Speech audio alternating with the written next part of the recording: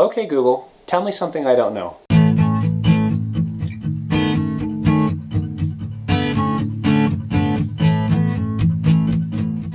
Guys, you're on the internet!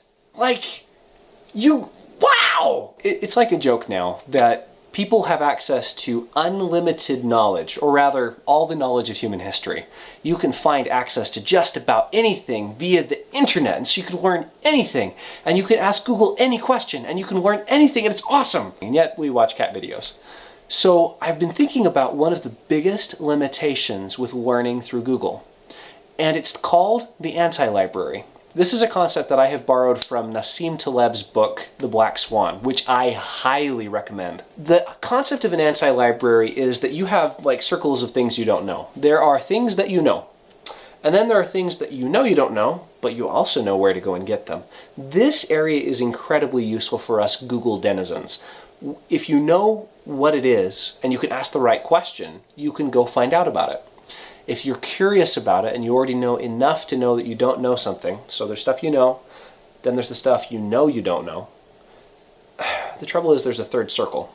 And that circle is the things that you don't know and have never thought to ask questions about. Like the, well, you don't know like the, because if you knew what it was like and you could say like the, then that would be in the second category. The category of things that you don't know. And so, what if the limitation of Google is not knowing what question to ask? If it's like, if you aren't aware of something, you can't ask questions about it and you can't ask Google.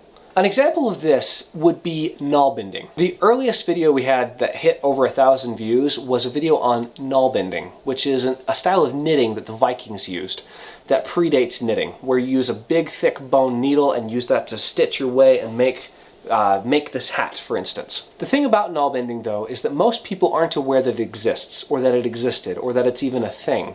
And so how do you learn about it using Google if you are limited by you asking the question to begin with? So that brings us back to the concept of an anti-library. So Nassim Taleb talks about an anti-library. A library would be the books that you know about, and the books that you know. It's like your knowledge base. It's the library you keep in your head. But then you have the second library, which is the stuff that you don't know. And his idea is that you want the second one, the anti-library, the library of things that you don't know, to be as big as possible. Which means, you want the circle of things that you know to be growing. But you want the circle of things that you don't know to be growing even faster. You want to be expanding that so that you can ask the question of Google later when you're actually interested. One thing that interests me about the internet is that there are some places where that grows faster, that will expose you to things that you never supposed. One of those is Pinterest. It's a category of things where you are exposed to something that is genuinely new. You scroll down and you're like, oh, that's interesting. And you're just letting curiosity wander and you're expanding that horizon of the things that you now know you don't know. It's just like following a train to push close to a frontier, because the thing about a frontier is you don't know what's there. And so by exposing yourself to that frontier, you can find new Google search terms that you haven't used before. In some sense, the idea of the anti-library is about increasing the number of questions that you have available to ask Google. And as awesome as it is to collect answers, in some sense it is more valuable to know more questions. I love to look in places in the internet where I know I'm going to find things that will give me new questions to ask, where I can learn about null binding. And then, if I'm interested enough, which I was, I can go and learn how to do it. If this video caused you to gain a few more questions and to see the world a little differently, please hit the like button and share it with a friend. And if you are interested in more of this content, feel free to subscribe below for more good and basic videos in the future.